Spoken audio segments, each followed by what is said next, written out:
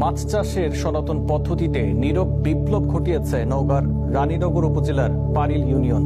সেখানে গড়ে উঠেছে 9টি বিশেষায়িত রেনিউ পোনার রেস্ট হাউস, যেখানে পোনা মাছগুলোকে প্রকার ও আকার অনুযায়ী রেস্ট দেওয়া হয়। এই রেস্ট হাউসগুলো থেকে মাছ চাষিদের চাহিদা অনুযায়ী দেশের বিভিন্ন স্থানে পোনা সরবরাহ করেন ব্যবসায়ীরা।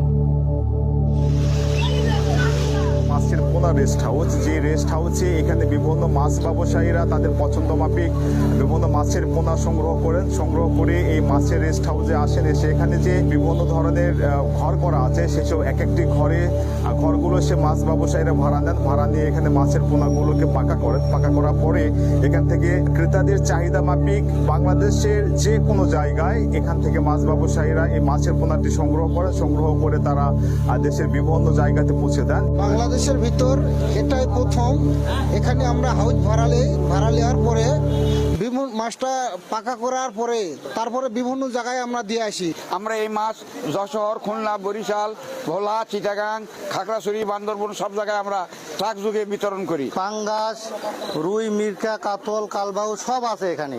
এখানে যে রেস্ট হাউসগুলো আছে সেই রেস্ট হাউসের সঙ্গে যারা যুক্ত তারা জানিয়েছেন যে তারা যদি সরকারি পৃষ্ঠপোষকতা পেত কিংবা সরকারি যদি সহযোগিতা পেত, তাহলে এখানকার যে মাছের যে পোনার যে পানি নিষ্কাশনের যে ব্যবস্থা সেটা যদি উন্নত করা হতো এবং বিদ্যুৎ চলে যাওয়ার পরেও যদি এখানে মাছের যে পানির যে অক্সিজেন সরবরাহ সেটা যদি ব্যবস্থা করা যেত, তাহলে এই মাছের রেস্ট হাউসটি সারা বাংলাদেশের মধ্যে যেমন মৎস্য খাতে অবদান রাখতো মাছের পোনা উৎপাদন করে, এবং এর সঙ্গে যারা যুক্ত আছে হাজার হাজার কর্মজীবী মানুষরা, তারাও এখান থেকে ব্যাপকভাবে উপকৃত হতো।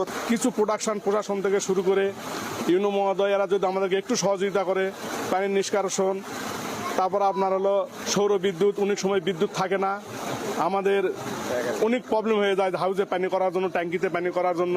তো তাই মাছের রেস্ট হাউসের সঙ্গে যারা যুক্ত আছেন তাদের দাবি যেন সরকারি পৃষ্ঠপোষকতায় এখানে যে কয়েকটি মাছের রেস্ট হাউস আছে সেগুলো আধুনিকায়ন করা হয়। মোহাম্মদ আব্দুর রউফ, দীপ্ত নিউজ, নওগাঁ।